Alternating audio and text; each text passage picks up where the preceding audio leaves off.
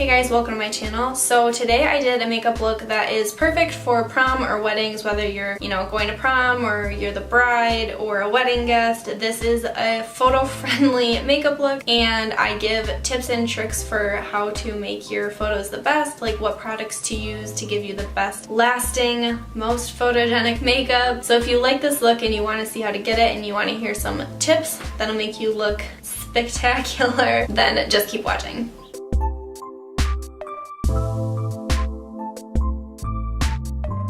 Okay, so I'm going to start by priming my face and I'm going to use this Smashbox Photo Finish Primerizer. This is a primer and moisturizer in one, and I have really dry skin, so I like to use something that's going to moisturize my skin and make sure that I don't get any like gross dry patches. For foundation, I'm using the Makeup Forever HD foundation and I'm just going to tap this all over my face. You really don't want a foundation that's going to have any flashback. I'm just kind of smoothing that out with my fingers to warm up the product. And I'm putting a little bit more on my cheeks and nose where I need the most coverage. And then I'm going to take a small concealer brush and go into my Naked Skin Shapeshifter palette and take the lightest pink shade and just put that in the inner corner of my eye where I get really blue. I'm not putting a lot because I don't want this, like the layers of product to build up and look cakey or slide around or anything like that. And then I'm just going to use my finger to tap that into my skin before I put on my concealer. For concealer, I'm using the Wet n Wild Photo Focus Concealer. This one is in Light Ivory. It's the lightest shade. I'm just going to tap a small amount underneath my eye. And then I'm just going to tap that in with my ring finger. And I put the majority of the concealer when I first lay it down underneath my eye. And then I work to blend a small amount of it up towards the lash line because I have a little bit of eye bags. So if I put too much product right up underneath my lash line, it creases super fast because there's just too much product there. So I do it this way to make sure I get the coverage, but I don't get the product buildup and creasing. I'm going to use the contour shade of the cream contour shade of my Naked Skin Shapeshifter palette and a stippling brush, and I'm going to put that underneath my cheekbone or in the hollows of my cheekbones, whatever you want to call it. I'm just using light circular motions to buff that out. I'm not going in a harsh angle down. I'm kind of curving underneath my cheekbone because I don't want to create a harsh, mature line. I kind of want to keep my face looking youthful and fresh. I'm taking a small amount of that light cream shade. I'm going to use that to buff out the contour so you can't really see it, but it still adds the dimension to my face. I'm going to take my small concealer brush again in that dark shade and I'm going to contour my nose a little bit. I'm just pulling that down the sides, and I like to pull it kind of horizontal because then when I create the new end by shading it in and adding like a little turn up to my nose, it kind of adds makes my nose look a little bit more small and buttony, I think. I hope. I'm actually going to use my finger to blend that in because I've noticed that if I try and use anything else, it spreads it too far. I'm going to use my pinky just to really gently tap that in. And then I'm going to use the lightest shade on the high point of my nose and the sides. And then I'm not going to put it on the very tip of my nose. I'm going to put it just under where I put that fake line across, so it kind of creates a new tip, if that makes sense. To set my face, not underneath my eyes, but my face, I'm using the NARS Loose Translucent Setting Powder. I've noticed if I put it underneath my eyes, it kind of increases the blue. I don't really know why, but it takes away from the concealer. So I'm just putting this all over, kind of pressing it into my skin. And I'm using a really small amount. For underneath my eyes, I'm going to use the light powder shade from the Shapeshifter palette. I actually really like this. It does a good job of setting and brightening.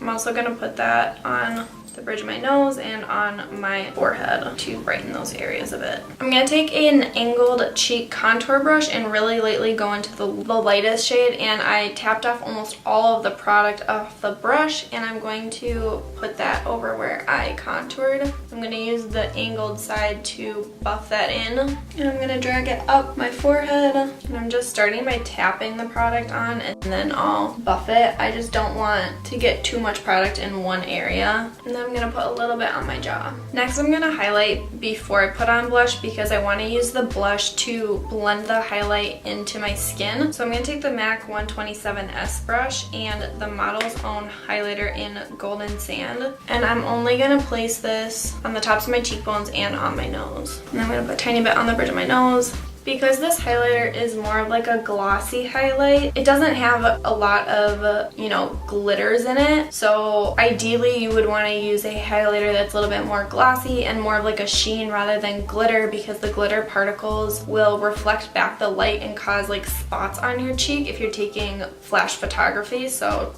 just a heads up. I'm going to use my Real Techniques blush brush and Weirdo from ColourPop. It's a really nice nude, and I'm just going to blend this in between my highlighter and contour to kind of buff them together. I'm just lightly going to go over that with my powder brush to make sure that it's completely seamless. I'm going to start on my eyeshadow and I'm going to use the Urban Decay Eyeshadow Primer Potion, but I think it's really important to have a good primer to hold your eyeshadow on all day. So I just put a really thin amount because the more products you put on, I just noticed that the more products I put on, if it gets like too thick, the more stuff is gonna slide around and it leaves your lid just the tiniest bit tacky, which gives you a good grip for your eyeshadow. For eyeshadow, I'm gonna use the ColourPop Give It To Me Straight palette. I feel like this one is perfect because you can go really neutral with it, but it still has those hints of kind of mauvey warm colors, and it'll give you more of a like soft romantic look. So first I'm taking the shade Downright and I'm going to pop this into the outer part of my crease. I'm using the ColourPop E2 blending brush, and I did not set down this eyeshadow primer with any translucent because I want to get the most pigment from these shadows, but you do have to be a little bit more careful if you do it this way because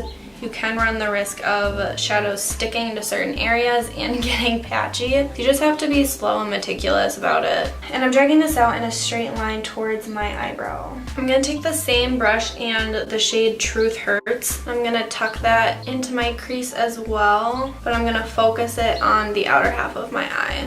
I'm going to go into Matter of Fact with a really fluffy buffing brush, and I'm going to use that to buff out the top of these shadows. I'm going to pull this into the inner part of my eye. Okay, and then I'm going to take the ColourPop E1 buffing blending brush and the shade Frank, and I'm going to put that in this outer corner. I'm going to start by tapping it in a C shape, and then I'll buff it out. Now that I have that placed where I want it, I'm going to take the same E2 big blending brush, and I don't have any more product on it, but I'm going to use that to buff out the underside just to kind of soften that edge a little bit, and then I'm going to go through and soften the crease. And then I'm going to take the Stila Shimmer and Glow liquid eyeshadow. This one is in Kitten, and I'm going to use that to lay down a base for a powder. And I'm going to use the wand to place this onto the inner half of my eye.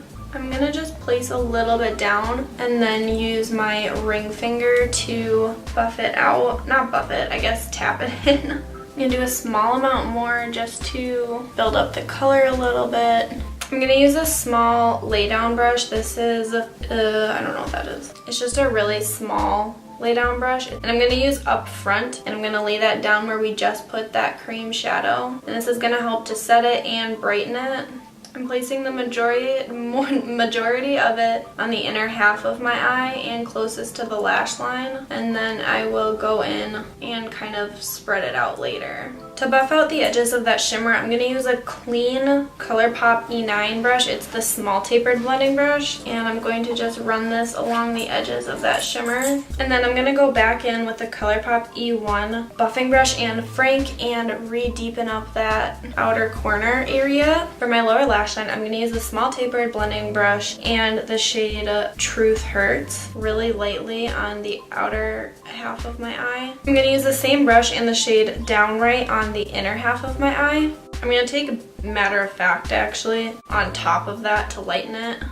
I'm going to use a small dome tip brush. This is the ColourPop E10 and the shade Frank, and I'm going to tuck that up underneath my lash line, just on the outer third. For my inner corner highlight, I'm going to use the same highlighter I used on my cheeks, and this is the Model Zone Golden Sand. I'm going to use my pinky just to place that in there. I'm going to use my pinky again just to put a tiny bit underneath my brow bone. For my eyebrows, I'm going to use the Physicians Formula Brow Last. It's kind of difficult to apply, but it lasts literally all day long. It'll hold your brows in place through anything. So my tip and trick for this is I wipe off all of the product off on the little lid area. And then I take what's left and I run it. I start at my arch and I run that through my brow. I take my time, but I try and use this to fill in and everything where I want it. And then I'll let it sit for a couple seconds while I do the other one, and then I'll go and brush it through once it's kind of had time to dry. Otherwise it will like kind of get everywhere. And I don't put nearly as much in this front area because I don't want my brows to look blocky. I just put enough on the hairs that I can brush it out and it'll give them that nice feathery look. And then I really gently go through with a little spoolie on the other end and brush my brows out and up. For my waterline, I'm going to use a white eyeliner to brighten up and whiten my eyes to make them look a little bit bigger, a little bit brighter, a little bit more awake. I'm using the ColourPop Exit liner, but you can use any liner. Make sure that, test it out and stuff, make sure that it's not going to move, it's not going to wear off. If you need to get it in waterproof, try that. And then I'm going to do my lips before my mascara. Make sure that your lips are moisturized and exfoliated so that you have nice healthy looking lips. And then I'm going to use a liner. I'm using the Bite Beauty lip pencil. This is 034. It's like a nice rosy color. I think it's really important that you use, if you want to use a lip liner and a lipstick, make sure that the lipstick is somewhat long wearing, maybe like a matte or satin formula. Don't do anything, I mean, if you want to, go for it, but glossy lips might reflect too much of flash and give too much of like a white spot on your lips. So going with a lip liner is very like long wearing and also flash friendly. In order to get the best application, I have a lot of lines in my lips, so I like to smile a bit to make sure that all the lines are kind of flattened out, and then I apply the lip liner or lipstick or whatever it is so that I don't have like little creases in my lipstick. And then if you really want your lipstick or lip liner or whatever to last all day, put on one layer, blot, so that you still have a little bit of the color left, but you can't really feel it. And then go through again and add a second coat. And then I would highly recommend setting your face with a ultra long wearing setting spray. I really love the Urban Decay All Nighter. It's like one of my all-time favorites. It makes your makeup last all day long. If you have really dry skin, they have like a dewy version, it's called Chill, and then they also have more like oil controlling version. I think it's called De-Slick. Setting your face not only helps to lock in your look for, you know, hours and hours of wear, but it also helps to reduce any look of powderiness or makeup look left on your skin. So it kind of helps to like blend everything together and give you more of like a seamless, natural finish that's perfect for photos. For mascara, if you're going to be going to do anything with photos, if you're going to be dancing, sweating, crying, like anything, I would really recommend using a waterproof mascara. I know a lot of people really like to wear fake eyelashes, but if you're going to be getting sweaty or crying or anything, the water can release the adhesive. So you could try lash extensions or maybe try like the magnetic lashes. But if you're gonna wear adhesive lashes, then just be careful. Or if they sell a waterproof lash glue, maybe use that. I don't know if they do. Right now, I don't own a waterproof mascara because like I don't really have a need for it, but I'm using the Maybelline Total Temptation. They do make a waterproof version of this. It's more of like a soft, fluttery formula. Okay, you guys, that is the finished look. If you enjoy this tutorial and you find these tips helpful, leave a like. Also, if you're going to use this tutorial at all for prom or wedding makeup or anything, please, please, please show me. Send me your pics or tag me in them. My Instagram is Lina Ward 25, and I would love to see your guys' recreations if you guys do this. That would make me so happy. And if you enjoy this tutorial and you want to see more, make sure to subscribe. I'll leave a little thing right here for you to click on. If you want to see more tutorials, I'll leave a little box right here for you. And thanks so much for watching, and I hope to see you in the next video. Bye!